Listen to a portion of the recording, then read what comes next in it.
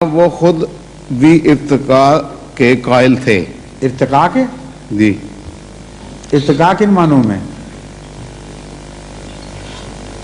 To call them self superior, اپنے آپ کو بہت اہمیت دینے والے۔ دیکھیں، ہر مذہب جس وقت وہ ریویل ہوا ہے اس کی نسبت پرانے مذاہب کے مقابل پر جدید ترین تھی اس کی پوزیشن، تو جو جدید ترین ہوگی وہ اپنے آپ کو اچھا بھی سمجھے گی اور ہوگی بھی اچھی۔ کبھی آپ یہ نہیں دیکھیں گے کہ نیا ماڈل آیا ہو اور وہ جو چیزیں اس وقت اس سے پہلے اچھی ایجاد ہو چکی ہیں ان کو نظر انداز کر کے پرانی گندی غلطیوں کو ریپیٹ کرنا شروع کر دے۔ اس لیے انسانی ترقی میں ہمیشہ یہ چیز دکھائی دے گی، اب وہ مذہب کی دنیا ہو یا خواہ دوسری دنیا ہو، کہ جو لیٹسٹ ورشن ہے اگر وہ ورشن مذہب کے معاملے میں خدا کی طرف سے ہے واقعتاً اور لیٹسٹ ہے تو اس وقت وہ سب سے اچھی ہوگی۔ پرانی غلطیوں سے جو بعض انسان نے داخل کی ان سے پاک ہوگی، اور بعض صورتوں میں نئے تعلیم کے ایسے زاویے پیش کرے گی، نئے اضافے کرے گی جس سے حسن بڑھ جائے گا۔ تو ہر مذہب کو اس کے سابق سے کے مقابل پر جب دیکھا جاتا ہے تو وہ مذہب حسین ترین ہے، اس کے مستقبل میں آنے والے کے مقابل پر جب دیکھا جاتا ہے تو وہ اس کے مقابل پر کم درجہ اختیار کر جاتا ہے خود بخود۔ اب سوال جو بنیادی اٹھنا چاہیے وہ یہ ہے کہ کیا یہ سلسلہ اسی طرح قیامت تک کے لیے جاری رہے گا اور ہر مذہب کے بعد ایک اور بہتر مذہب آنا لازمی ہے، یا یہ سلسلہ کہیں رک جانا چاہیے تھا؟ یہ عقلی سوال ہے۔ اس کا جواب قرآن کریم نے بعض امور، بنیادی امور کی طرف توجہ دلا کے کیا ہے، اور اسی وجہ سے قرآن کریم بار بار انسانی ذہن میں بچے کی بدلتی ہوئی شکلوں کی طرف اشارہ کرتا ہے اور متوجہ کرتا ہے انسان کو، اور یہ بتانا چاہتا ہے کہ ایوولوشن تو ہے لیکن ایوولوشن کا ایک منتہا بھی ہے، ایک ایسا مقام ہے جہاں جس کی طرف ایوولوشن حرکت کر رہی ہے، اور جب وہ مقام پہنچ جاتا ہے تو اس سے آگے بڑھنا بند کر دیتی ہے۔ اس لیے ہر چیز کا ایک بلو پرنٹ اور ایک ڈیزائن ہوتا ہے۔ خدا تعالیٰ نے قرآن کریم میں جو مختلف آیات میں روشنی ڈالی ہے اس سے یہ نقشہ ابھرتا ہے کہ جس طرح کائنات کی تخلیق میں اللہ تعالیٰ نے یہ اصول پیش نظر رکھا یا اصول بنایا کہ ہر چیز اعلیٰ کی طرف حرکت کر رہی ہے، مگر اس اعلیٰ کا ایک پہلے سے ڈیزائن تھا جو انسان پر جا کے مکمل ہوا۔ اس لیے قرآن کریم بار بار سوا کا لفظ، سویتہ کا لفظ استعمال فرماتا ہے کہ انسان میں ہم نے تخلیق کو کامل کر دیا، اور جب انسان بن گیا تو مقصد جو آخری مقصد تھا وہ پورا ہو گیا، اس کے بعد ضرورت نہیں رہتی اسے مزید آگے بڑھانے کی۔ مذہب کی دنیا میں بھی قرآن کریم سے پتہ چلتا ہے کہ سارے زمانوں میں ہر خطہ زمین پر مذاہب پیدا ہوئے اور ایک سمت میں آگے بڑھنے شروع ہوئے، ایک کے بعد دوسرا بہتر آیا، یہاں تک کہ قرآن کریم فرماتا ہے کہ آج مذہب کامل ہو گیا، الیوم اکملت لکم دینکم واتممت علیکم نعمتی ورضیت لکم الاسلام دینا۔ تو بالکل وہی شکل ریپیٹ ہوئی تھوڑے عرصے میں جو لمبے عرصے میں زندگی کی نشو و نما کے لیے خدا تعالیٰ نے اختیار فرمائی تھی، یا اس سے بھی لمبے عرصے میں کائنات کی ترقی کے لیے اختیار فرمائی تھی۔ ڈیزائن وہی ہے، ہاتھ وہی ہے، وحدت کا اس میں مضمون بھی نظر آتا ہے کہ ایک ہی خالق ہے، ایک ہی پیدا کرنے والا ہے جو مادی دنیا کو بھی پیدا کر رہا ہے، زندگی کی شکلوں، زندگی کو بھی مختلف ادوار میں سے گزار رہا ہے، اور مذہبی دنیا کو بھی وہی پیدا کرنے والا، وہی ڈیزائن ہے، اس کا پرنٹ موجود ہے اس کے اوپر، انڈیلیبل پہچاننے والا پرنٹ۔ اس شکل میں جب آپ دیکھتے ہیں تو پھر یہ سوال اٹھتا ہے لازماً کہ آخری مذہب پھر کون سا ہے؟ آخری تو ماننا پڑے گا ورنہ ڈیزائن نہیں ہے۔ یہ سوال اٹھیں گے عقلی طور پر کہ کیا آخری مذہب آ چکا ہے یا ابھی یہ سلسلہ جاری ہے؟ اگر آخری مذہب آ چکا ہے تو کس طرح پتہ چلے کہ فلاں مذہب آخری ہے؟ یہ دو بنیادی سوال اٹھتے ہیں. آخری مذہب آ چکا ہے کہ بحث پر ہم مذاہب کی کتب کو دیکھنا شروع کرتے ہیں، کیونکہ اگر کوئی آخری مذہب آیا تھا تو اتنا بڑا ایونٹ تھا کہ اس مذہب کو بتانا چاہیے تھا کہ میں آخری ہوں. چپ کر کے آخری مذہب آ جائے اور کسی کو پتہ ہی نہ لگے اور اس مذہب والوں کو بھی نہ پتہ لگے، یہ تو بڑی بیوقوفوں والی بات ہے، خدا کی طرف منسوب نہیں کر سکتے. تو اس تحقیق میں حضرت مسیح موعود علیہ السلام نے دنیا کے سامنے یہ بہت ہی عظیم الشان اصول پیش فرمایا کہ آپ جائزہ لے لیں ساری دنیا کی کتابوں کا، ایک بھی کتاب یہ دعویٰ نہیں کرتی کہ میں آخری اور کامل ہوں. جب یہ دعویٰ ہی موجود نہیں تو صاف پتہ چلا کہ آخری مذہب جو مذاہب موجود ہیں ان میں اسلام کے سوا ان میں سے کوئی آخری مذہب ہے ہی نہیں، کیونکہ دعویٰ موجود نہیں. قرآن کریم کو جب ہم دیکھتے ہیں تو دعویٰ موجود ہے، نہ صرف دعویٰ موجود ہے بلکہ بعض دلائل بھی ایسے موجود ہیں جن کو کوئی دنیا میں رد نہیں کر سکتا. مثلا ایک دلیل قرآن کریم یہ دیتا ہے کہ اگر آخری مذہب ہے تو آخری مذہب کی کتاب کو محفوظ ہونا چاہیے، ورنہ آخری ہو اور بگڑنا شروع ہو جائے اور اس کے ساتھ بھی تبدیلیاں واقع ہونی شروع ہو جائیں تو آخری کیا ہوا؟ تو ستیہ ناش ہو گیا سب کچھ. تو فرماتا ہے کہ ساری گزشتہ کتابوں کو دیکھ لو، وہ بگڑ گئیں اور ابینڈنڈ ہو گئیں. ایسی سڑکیں تھیں جو کچھ دیر مرمت ہوتی نہیں، اس کے بعد مرمت ہونی چھوٹ گئی، ختم ہو گئی، کتابوں کی اصل باقی نہیں رہی. قرآن نے اس وقت دعویٰ کیا کہ میں آخری ہوں، اور میں ابھی بتا دیتا ہوں تمہیں کہ ایک ثبوت آخری ہونے کا یہ ہے کہ یہ کتاب محفوظ ہے، قیامت تک یہ قائم رہے گی اور بدلے گی نہیں. تو جس مذہب کی حفاظت کا خدا تعالیٰ نے یہ انتظام بھی ساتھ فرما دیا اور آغاز میں بتا دیا کہ یہ انتظام ساتھ چلے گا، اس کے دعوے کو غیر معمولی اہمیت حاصل ہو جاتی ہے. اس لیے ایک پہلو سے ثابت ہوا. دوسرا پہلو یہ ہے کہ آخری مذہب اور گزشتہ مذاہب میں ریلیشن شپ کیا ہونی چاہیے، عقلی طور پر انسان اس کی جستجو کرے. اگر ترقی انسان کی جاری ہے ہر دوسری فیلڈ میں، تمدن میں، تہذیب میں، سائنس میں، سیاست میں، معاشرے میں، تو مذہب میں جا کر ہم ایک مذہب کو جو 1400 سال پہلے ریویل ہوا تھا اس کو آخری کیوں سمجھ لیں؟ کوئی ایسا اصول ہونا چاہیے جو دل کو مطمئن کرے کہ ہاں ایسی آخری تعلیم آ سکتی ہے جس کو زمانہ تبدیل نہ کر سکے. جب تک اس بنیادی سوال کا ہم جواب نہ دے لیں، محض قرآن کا دعویٰ جو میں نے بیان کیا ہے اور اس کا محفوظ ہونا بھی کافی نہیں ہے. کیونکہ جو قرآن کریم کو مانتا ہے وہ تو خوش ہو جائے گا اس بات سے، جو نہیں مانتا اس کا دل مطمئن نہیں ہوگا، وہ کہے گا نہیں یہ کافی نہیں. ہو سکتا ہے محفوظ ہو گئی ہو، آج کل بھی کتابیں زمانہ ایسا آ گیا کہ محفوظ ہو جاتی ہیں. تو قرآن بھی ایسے زمانے میں آ گیا، اتفاق ہو گیا، محفوظ بھی ہو گیا.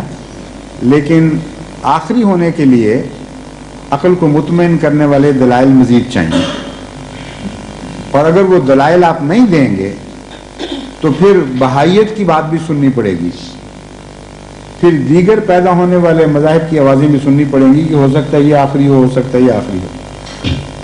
اس کے لیے بھی قرآن کریم نے اصول بھی پیش فرمائے اور ان کی تائید میں دلائل بھی پیش کرتا چلا گیا.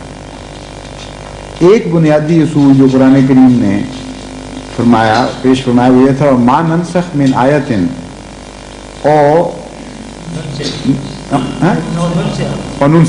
ما ننسخ من آیت او ننسہا ناتی بخیر منہا او مثلہا، کہ ہم جو آیت بھی منسوخ کرتے ہیں، یہاں آیت سے مراد احکام الہی ہیں، احکامات الہی، یتلو علیہم آیات ہی والا مضمون ہے، یعنی شریعت کا نزول، تعلیم کا نزول. تو فرماتا ہے کہ ہم نے ایک اصول بنا لیا ہے، اور ایسا اصول ہے جو اس سے بہتر اصول پیش ہی نہیں کیا جا سکتا. ما ننسخ من آیت او ننسہا نات بخیر منہا او مثلہا، کہ جب ہم ایک مذہب کی بجائے نیا مذہب لے کر آتے ہیں، ایک تعلیم کی بجائے نئی تعلیم لاتے ہیں، تو اس کے پیچھے دو محرکات ہیں. ایک یہ کہ لوگوں نے اس تعلیم کو بھلا دیا ہو اور وہ مٹ گئی ہو یادوں سے، یعنی تبدیل کر دیا ہو. اس وقت کم از کم حق انسان کا یہ ہے کہ ہم اس تعلیم کو دوبارہ اجاگر کر دیں اور بحال کر دیں. دوسرا یہ ہے کہ اگر کوئی تعلیم امپرفیکٹ ہو زمانے کے لحاظ سے تو اسے مکمل کرنے کے لیے بہتر تعلیم لے آئیں. ان دو کے سوا کوئی جواز نہیں ہے مذہب بدلنے کا. یا مذہب ماننے والوں نے خود مذہب بدل دیا ہو، یا خدا نے یہ فیصلہ کیا ہو کہ اب انسان آگے نکل گیا ہے اس لیے مذہب کو بدلنے کی ضرورت پڑ گئی. یہ ایک غیر مبدل اصول ہے جس پر ہم قرآن کی تعلیم کو پرکھیں گے. جہاں تک اول کا تعلق ننسیہ کا تعلق ہے، وہ میں پہلے بتا چکا ہوں کہ قرآن کو غیر مبدل کر کے ننسیہ والی جو وجہ تھی وہ ختم کر دی خدا تعالیٰ نے، اس کی گنجائش کوئی نہیں رہی. جہاں تک بہتر تعلیم کا تعلق ہے، اس کا جواب قرآن کریم نے یہ دیا ہے، یعنی بعد میں بہتر آنے کا، کہ ہم نے مکمل کر دی ہے تعلیم. اس نقطۂ نگاہ سے جائزہ لو، اور مکمل کے اوپر مزید اضافہ نہیں ہو سکتا. پروگریس ہوتی ہے پرفیکشن کی طرف قدم آگے بڑھانا، لیکن اگر پرفیکشن اچیو ہو جائے تو پرفیکشن کے اوپر مزید پرفیکشن نہیں ہو سکتی. پرفیکشن کن معنوں میں ہوئی ہے، یہ ابھی سوال بڑا کھلا ہے، یعنی اتنا آسان نہیں ہے اس کا جواب یا اس کی تفہیم. کیونکہ ایک آدمی ابھی بھی کہہ سکتا ہے، قرآن نے دعویٰ کیا نا پرفیکٹ ہو گیا ہوں، پرفیکٹ ہم کس طرح مان جائیں، انسان آگے نکل گیا. میں نے ابھی سوال اٹھایا ہے، اس کا کیا جواب ہے؟ اس کا جواب قرآن کریم نے ڈائریکٹلی ریلیٹ کر کے نہیں مگر الگ الگ جگہ دیا ہے، جس سے ایک مجموعی شکل ابھر رہی ہے ہمارے سامنے. فرماتا ہے کہ یہ مذہب ایسا ہے جس کا فطرت انسانی سے تعلق ہے، اور فطرت انسانی سے جس مذہب کی بنیادیں ہوں، اگر فطرت تبدیل نہیں ہوتی تو وہ مذہب بھی تبدیل نہیں ہو سکتا. اگر فطرت کے تقاضے بدل جائیں تو اس مذہب کو لازماً پھر تبدیل ہونا پڑے گا. اس لیے یہ پرفیکشن ہے فطرت کے مناسبت سے، فطرت کے تعلق سے. اس لیے فطرت ٹائم لیس ہے. فطرت تبدیل نہ ہو تو بنیادی اصول جن پر فطرت کے لیے انسان مختلف رستے تجویز کرتا ہے چلنے کے، وہ بدل نہیں سکتے. اس کی مزید وضاحت اب میں آپ کو کر کے دکھاؤں گا، پھر آپ کو بات پوری طرح سمجھ آ جائے گی. ایک پہلے اس پر اعتراض میں اور اٹھاؤں کہ ہر مذہب یہ دعویٰ کر لے گا کہ اوہو یہ بات تھی تو فطرت کے مطابق تو ہمارا مذہب بھی تھا.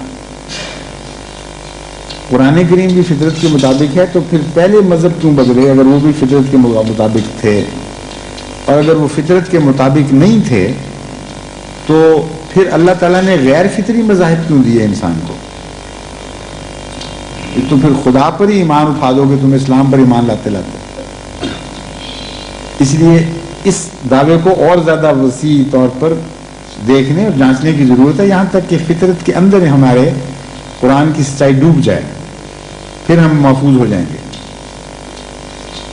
فطرت کے مطابق تو ہر مذہب ہوتا ہے، یہ شک نہیں، لیکن فطرت کے مطابق مکمل تعلیم اور فطرت کے مطابق غیر مکمل تعلیم، یہ دونوں باتیں ممکن ہیں. قرآن کا یہ دعویٰ نہیں ہے صرف کہ میں فطرت کے مطابق ہوں، یہ دعویٰ ہے کہ فطرت کے مطابق مکمل تعلیم ہے. اس کو سمجھنے کے لیے ہمیں ہسٹوریکل پرسپیکٹو میں تعلیموں کی ایوولوشن کو اب دیکھنا پڑے گا، اور اسلام تک پہنچیں گے تو پھر دیکھیں گے کہ آیا اب مزید گنجائش رہتی ہے کہ نہیں. کیا فطرت کے سارے تقاضے پورے کر دیے اسلام نے، جبکہ کچھ تقاضے پہلے پورے ہوئے تھے. غیر فطری تعلیم کوئی بھی نہیں تھی، یہ آپ دعویٰ کر ہی نہیں سکتے کہ پچھلی تعلیمیں غیر فطری تھی. اب فرق صرف یہ ہے کہ قرآن کا دعویٰ یہ ہے کہ یہ بھی فطری تعلیم ہے، مگر مکمل فطری تعلیم ہے. فطرت سے تعلق رکھنے والی مکمل تعلیم. یہودیت یا عیسائیت فطرت سے تعلق رکھنے والی نامکمل تعلیمات تھیں، غیر فطری وہ بھی نہیں تھی. یہ بات واضح ہوگی نا.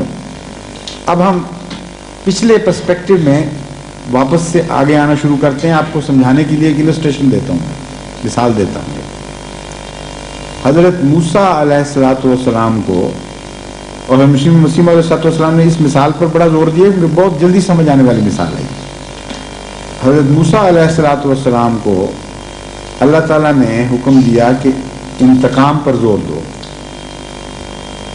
تمہاری قوم اس وقت دوبارہ زندہ نہیں ہو سکتی جب تک ان کو انتقام کی تعلیم بڑے جوش کے ساتھ نہ دو. یہ کیوں ایسا ہوا؟ تاریخی پس منظر میں ہم یہ دیکھتے ہیں کہ حضرت موسیٰ کی قوم صدیوں سے فراعین کے مظالم کا نشانہ بنی ہوئی تھی، یہاں تک کہ مکمل طور پر بے غیرت اور بے حیا ہو چکی اور اتنی بزدل بن گئی تھی کہ جس طرح کسی زمانے میں انگریزوں نے صرف 100 سال ہی دبایا تھا ہمارے ملک کو، تو ایک انگریز کو دیکھ کر تو لوگ ڈرنا شروع ہو جاتے تھے. دیہات میں ان کے پتے پانی ہوتے تھے دیکھ کے پتہ نہیں کیا ہو جائے گا ہمارے ساتھ. انگریز ڈپٹی کمشنر اکیلا جا رہا ہے کہیں، وہ وسیع طاقت ہے عوام کی، مجال ہے جو ہاتھ اٹھا سکیں.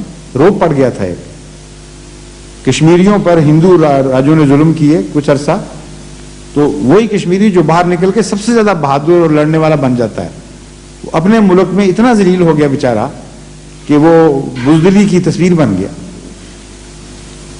اب حضرت موسیٰ کی قوم کی یہی حالت تھی.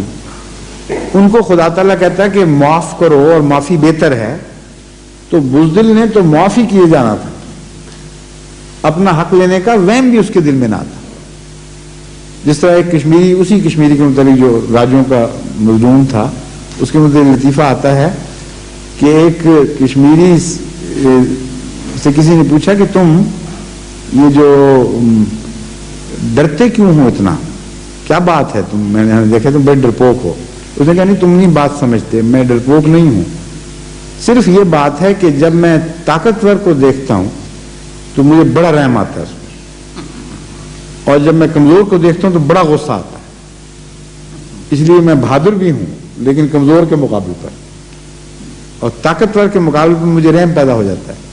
یہ غیر فطری بات ہے. اسے فطرت کے مطابق بنانے کے لیے الٹانے کی ضرورت تھی. طاقتور کو دیکھ کے غصہ پیدا کرنے کی ضرورت تھی. اس لیے حضرت موسیٰ کو خدا نے یہ تعلیم دی کہ انتقام پر زور دو. بہت زور دیا آپ نے، ان سے معافی کے حق چھین لیے، اتنا زور دیا. اب وہ مجبور ہو گئے خدا تعالیٰ کی طرف سے کہ وہ اپنے حق واپس لیں اور اس کھوئی ہوئی انسانی قدر کی طرف واپس آنا شروع کریں جس سے وہ محروم ہو چکے تھے لمبے عرصے سے. اس تعلیم کو غیر فطری کون کہہ سکتا ہے؟ لیکن تاریخ کے پرسپیکٹو میں فطری ہے، اس زمانے کی نسبت سے فطری ہے، اور مکمل فطرتی تعلیم نہیں. ایک دور تک چلا جس میں اصلاح ہوتی چلی گئی، کافی ترقی ہو گئی اصلاح میں، اور وہ لوگ بہادر بھی ہو گئے اور سخت بھی ہو گئے. اور پھر پینڈولم کے، جس طرح پینڈولم حرکت کرتا ہے ایک طرف سے آگے نکل گیا، وہ مڈل میں ٹھہرنے کی بجائے وہ موومنٹ اتنا زور پکڑ گئی کہ وہ سخت دل اتنے ہوئے کہ ایک معصوم نبی کو جو جس کی تعلیم ہی محبت کی تھی اس کو سولی پر چڑھانے کا فیصلہ کیا. یہاں تک نوبت ان کی پہنچ گئی تھی ظلم کی اور سختی کی. قرآن کریم نے بار بار فرمایا ثم قست قلوبکم ثم قست قلوبکم، پھر تمہارے دل سخت ہو گئے، پھر تمہارے دل پتھر ہو گئے، تم نے انتہائی مظالم ظلم شروع کر دیے، اپنوں پر بھی غیروں پر بھی. اس وقت ان کو اگر یہ تعلیم دی جاتی کہ تم بے شک انتقام لو، کوئی حرج نہیں انتقام لینے میں، لیکن معاف بھی کر دو، تو انہوں نے معافی کا رخ ہی نہیں کرنا تھا. انتقام کی سمت میں وہ اتنے مضبوطی سے آگے بڑھ رہے تھے، اس قدر جم چکی تھی ان کی ڈائریکشن کہ جس طرح لکیریں پڑ جاتی ہیں سڑک پر تو پھر ٹائر آپ ہی آپ لکیروں میں چل پڑتے ہیں، اس طرح ان کی لکیریں پڑ گئی تھیں ان کے دلوں پر ظلم کی. وہ ان میں داخل ہو کے ان کے پہیے خود بخود اس طرف چل رہے تھے. اس وقت فطری تعلیم وہی تھی جو مسیح نے دی کہ ان سے انتقام کا حق چھین لیا، مجبور کیا ان کو، اور پتہ تھا خدا کو کہ اگر ان کو انتقام کا حق دیا تو انہوں نے لینا ہی انتقام ہے، اس لیے اصلاح کی خاطر انہیں کچھ عرصے کے لیے تھوڑی دیر کے لیے کوارنٹائن میں ڈال دیا کہ نہیں یہاں اب تم نے معافی کرنا ہے صرف، اور معافی میں بھی انتہائی معافی کی تعلیم، ایک گال پہ تھپڑ دوسرا بھی آگے پیش کر دو۔ ان کی ریکٹیفیکیشن ہوئی، لیکن انسان اس عرصے میں ترقی کرتا کرتا ایک خاص مقام تک پہنچ گیا، بلوغت تک پہنچ گیا، آخری مذہب جس نے ساری دنیا کو سمیٹنا تھا ایک جھنڈے کے نیچے، وہ ظاہر ہوا۔ اس نے اس تعلیم میں کیا وہ نئی بات پیدا کی جس سے ہم کہہ سکتے ہیں کہ فطری تعلیم مکمل ہو گئی؟ یہ ہے سوال۔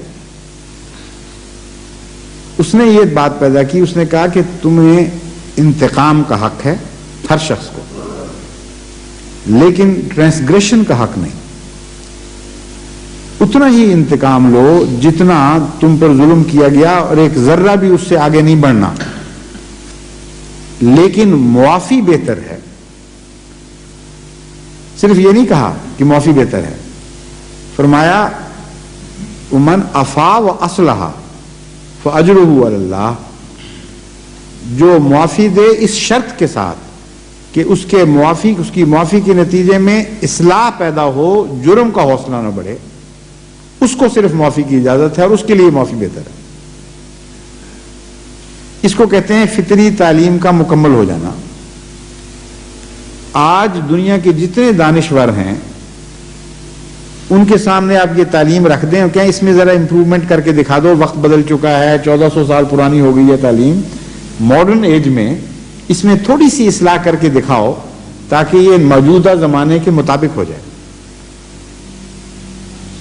میں نے یہ سوال اٹھایا بھائیوں کے سامنے، خاص طور پہ امریکہ میں پادری، بڑے بڑے پادریوں سے، وہ سب سے نہیں، چند سے ہوئی، لیکن کافی بڑے بڑے پادریوں سے جو آرڈینل کا رتبہ بھی رکھتے تھے، ان سے میری گفتگو ہوئی، اور ان کے سامنے میں نے یہی سوال اٹھایا بڑا سادہ سا کہ زور لگاؤ، اگر آج نہیں تو کل پرسوں جتنے مشورے کرنے ہیں کر لو، اسلام کی اس تعلیم میں کچھ اضافہ، کچھ ترمیم کر کے دکھا دو تاکہ یہ تعلیم اگر پرانے زمانے میں رہ گئی ہو تو نئے زمانے کے مطابق ہو جائے۔ کبھی کسی نے جواب نہیں دیا، نہ آج دے سکتا کوئی۔ دعویٰ وہ جس کا ثبوت ایسا قطعی ہو کہ روشن کی سورج کی طرح روشن ہو جائے، اور کسی کو مجال نہ ہو اس میں تبدیلی پیدا کر کے دکھا سکے، اور جہاں تبدیلی کرے وہاں مار کھائے۔ اب اس تعلیم کو آپ ہر تعلیم کی اس اصول کو تعلیم کی ہر راہ پر ڈال کر گزشتہ زمانے کے مذاہب سے مقابلہ کرتے کرتے جب قرآن تک پہنچیں گے تو بالکل یہی شکل پیدا ہوگی، کوئی تبدیلی نہیں ہو سکتی۔ جہاں کوئی کرے گا وہاں تجربہ بتا دے گا کہ مار پڑ گئی ہے، وہاں نقصان اٹھائے گا۔